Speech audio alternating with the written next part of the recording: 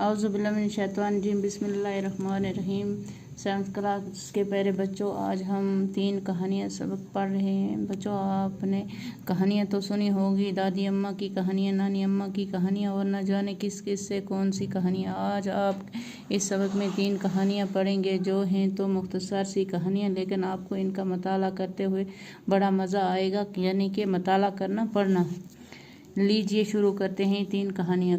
پہلی کہانی، چالاک بندر۔ کسی دریا کے کنارے ایک آم کا درخت تھا۔ اس درخت پر ایک بندر رہتا تھا۔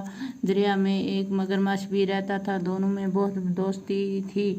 مگرمچھ بندر سے ملنے کے لیے آتا تو بندر اس سے میٹھے آم کھانے کو دیتا۔ کبھی کبھی مگرمچھ وہ آم اپنی بیوی کو کھلاتا۔ ایک دن مگرمچھ کی بیوی نے مگرمچھ سے کہا، تمہارا دوست بندر روز میٹھے آم کھاتا ہے، اس کا دل بہت میٹھا ہوگا، میں اس کا دل کھانا چاہتی ہوں۔ پہلے تو مگرمچھ نے انکار کیا، لیکن بعد میں اس کی بات مان لی۔ مگرمچھ بندر کے پاس گیا اور کہا، دوست، آج میرے گھر تمہاری دعوت ہے۔ بندر مان گیا۔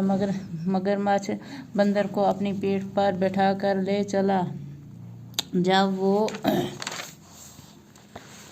دریا کے بیچ میں پہنچے تو مگرمچھ نے بندر سے اپنے دل کی بات کہی۔